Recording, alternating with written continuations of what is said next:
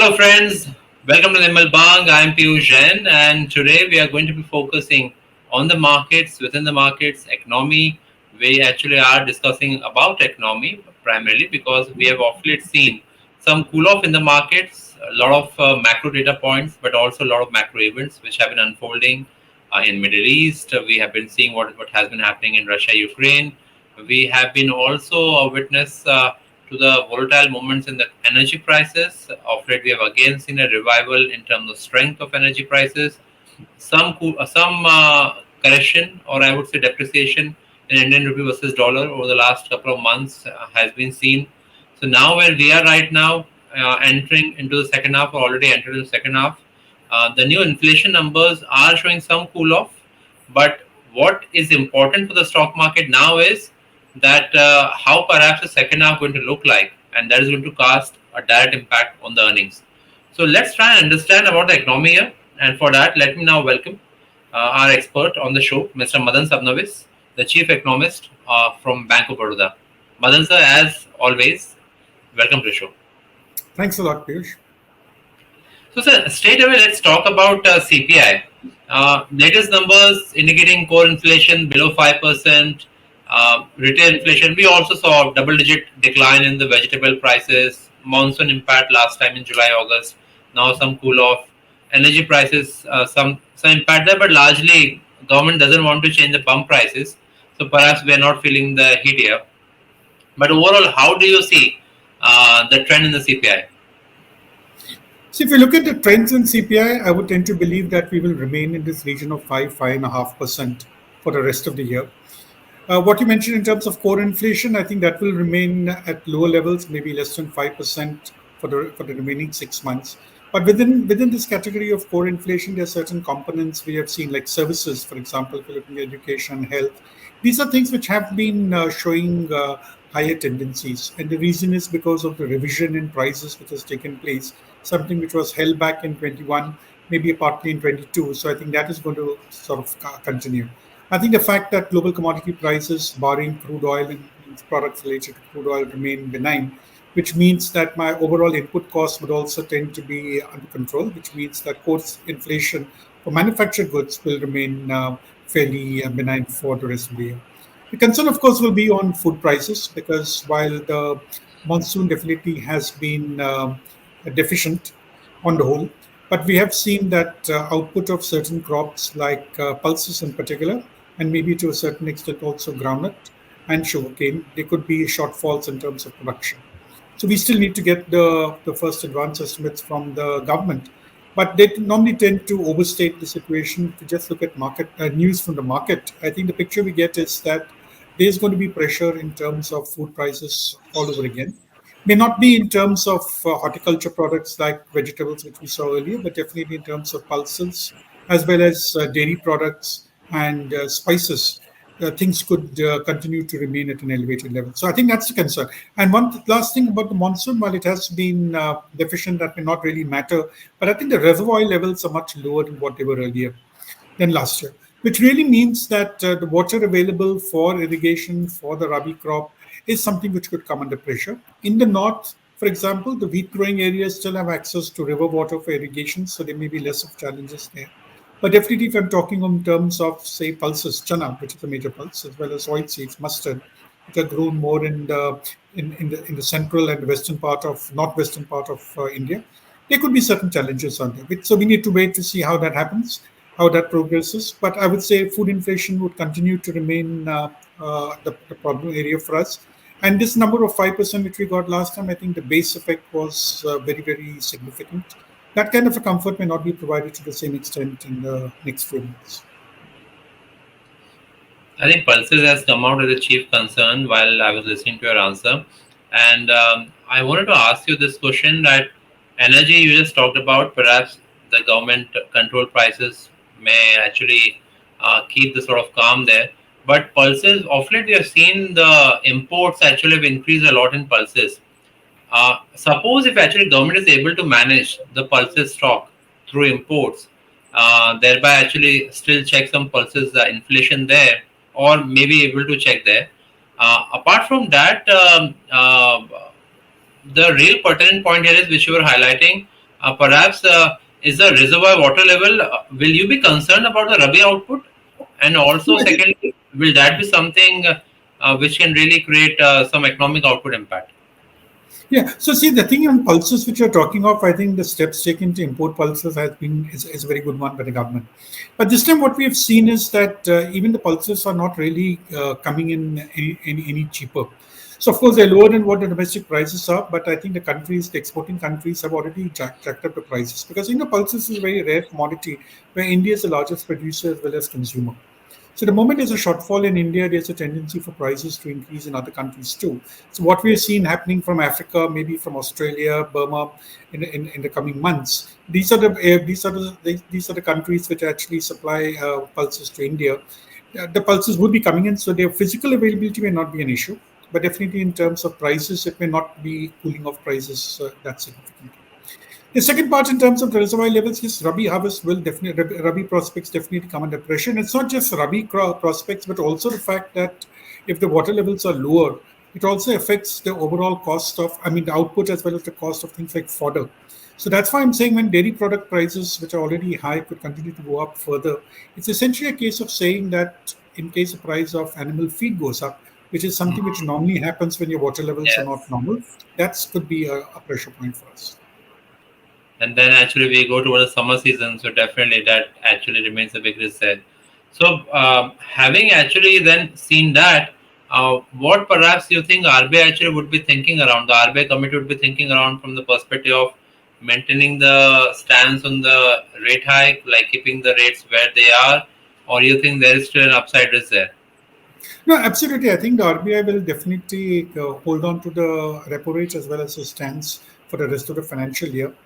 If you look at the OIS rates, I think it does look like that. At times we're crossing 6.85, so it looks like that there could be the market expectation of another rate hike, but I think that probably won't happen because the RBI will also be looking at inflation numbers. While I did mention that I do expect inflation numbers to remain above 5%, I don't think they'll be crossing 6% until something really awkward happens. When I say awkward, unless we get to see again onion prices spiraling, they have gone up already, it's already doubled. Today we're paying around 45-50 rupees for a kilo of onions, sometime back to about 20-25 rupees. But in case there is some kind of a spiraling of specific crops like onion, that is something which could push inflation above 6%. Otherwise, I think the current situation, we will be in this range of 5 to 6%, more likely 5 to 5.5%. So there won't be any case of RBI actually considering increase in interest rates.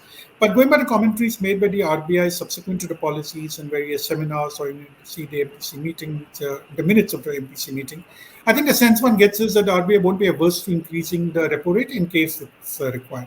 But I don't think that possibility will really arise under most conditions.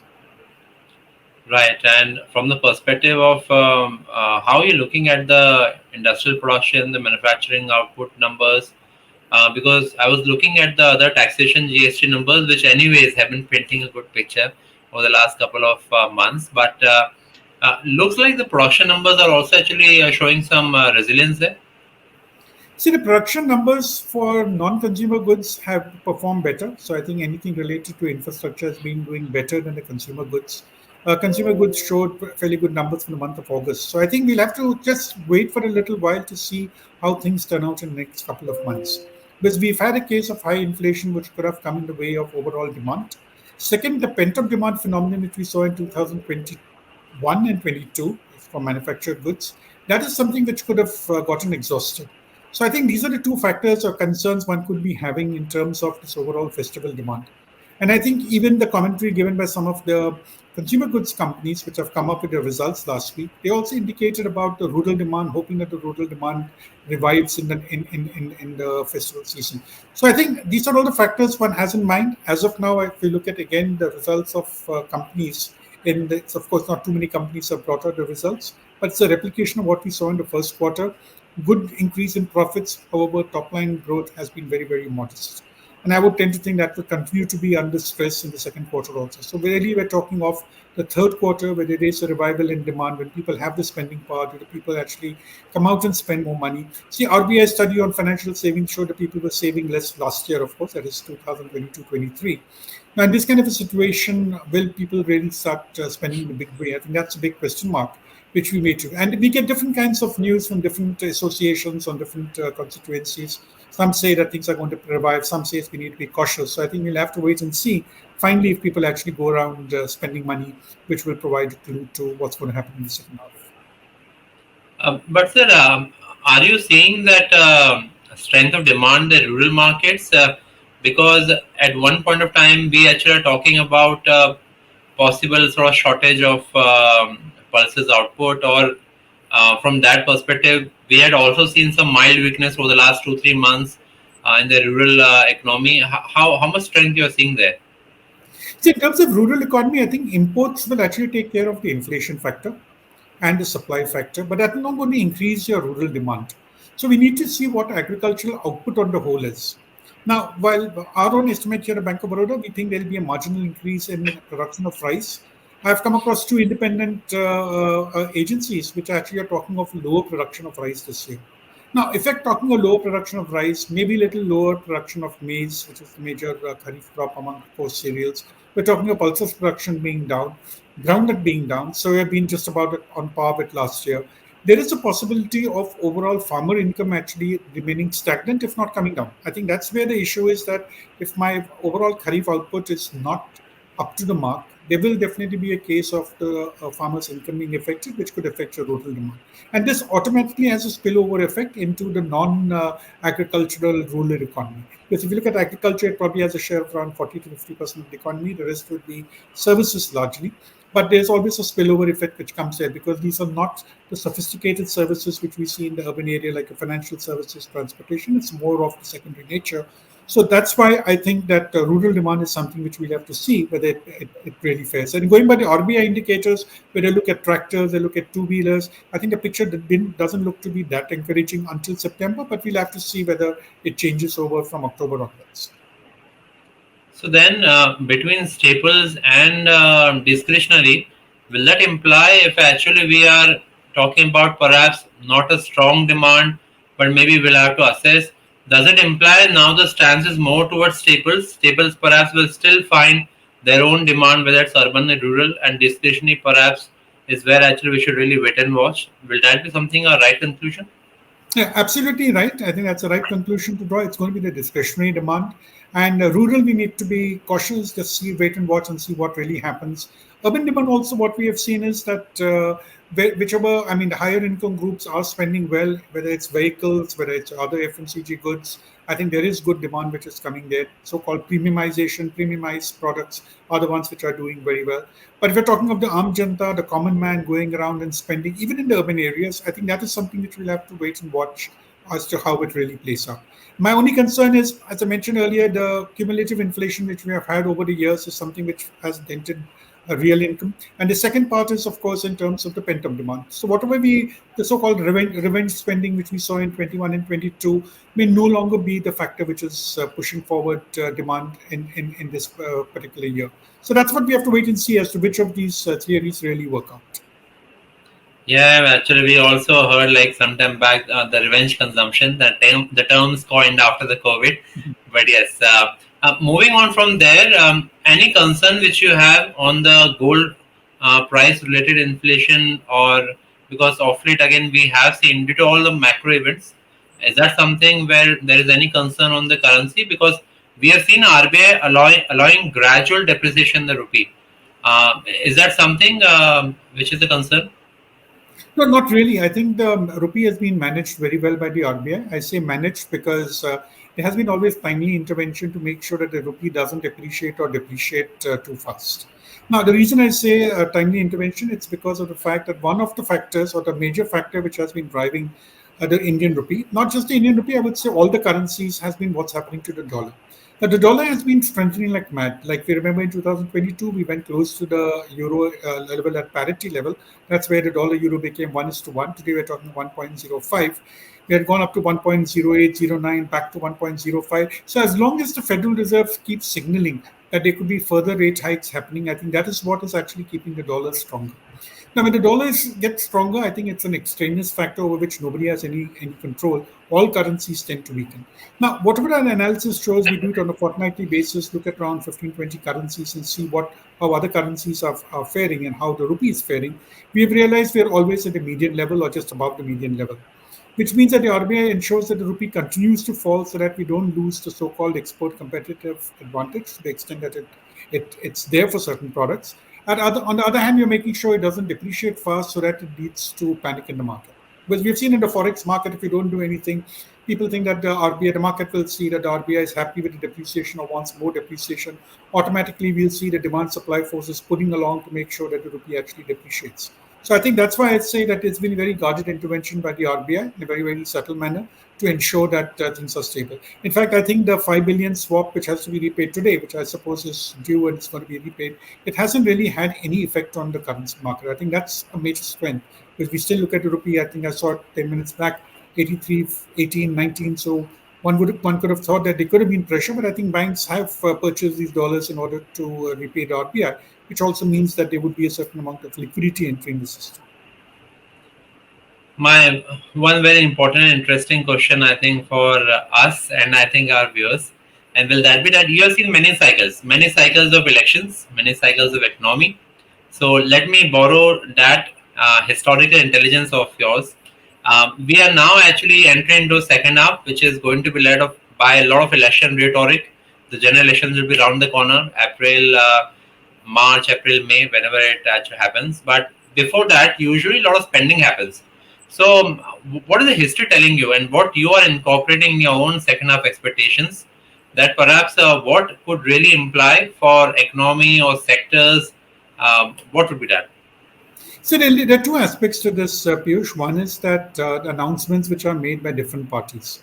So I think if announcements actually come cheap because you can say anything, you can promise anything. It finally depends upon whether you come to power and how much of that is actually implemented.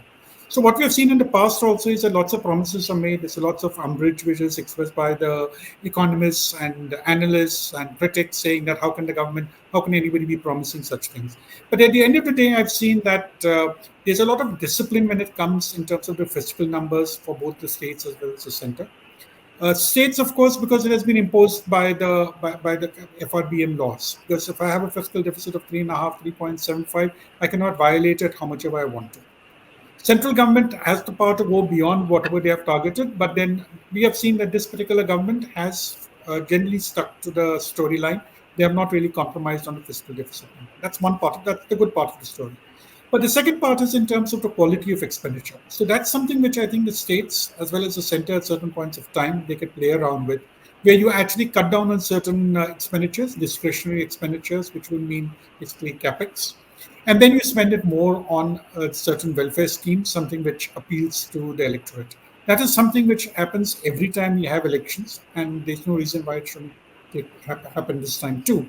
But as I told you, the overall fiscal numbers will be contained more or less, both the center as well as the state levels. But definitely in terms of the quality, there could be compromises made. And that's what I'd expect to happen even in this particular phase of elections and the budgetary numbers.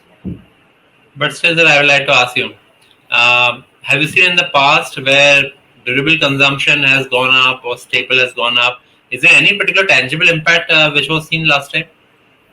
See, I won't say tangible impact, but definitely there are certain announcements are already made during the budget time.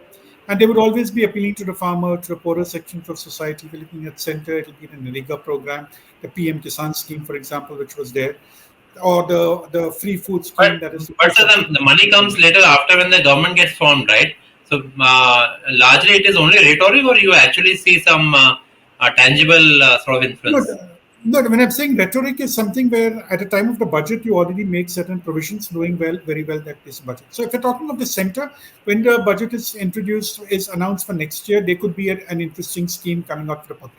If I take you back to 2019, for example, we had the PM Kisan scheme which didn't exist Yeah. earlier. It was a new scheme which was brought in. So there could be such kind of schemes which could have already been announced by the states in their budgets, but it doesn't really stand out. It doesn't get the same kind of publicity because they're more regional nature, localized in nature. So that is the part which you've already announced in the budget. Then there are certain things which are done during the course of the year. Like, for example, if the LPG prices have been rolled back, that is definitely something which was not part of the plot earlier because one did not expect crude oil prices to go where they were or how inflation would be that cross 6%, 7% at certain points of time. So that's when the government takes the decision to cut back on the LPG price, that is the subsidy which is given. So there are certain things which happen during the course of the year. But at the end of the year, the important part is the 5.9% number maintained? My answer is it will be yes. Will there be certain cuts in other kind of expenditures? So probably it will also happen. And very often, another thing which happens, Piyush, is that lots of expenditures are a juggle between across different schemes. So I may announce a certain scheme. A state may say that I'm giving more for irrigation or I'm giving more for a food subsidy, but you actually cut down on some other scheme, another welfare scheme which is there, which doesn't really hit you that much. So it could go into health, it could go into education.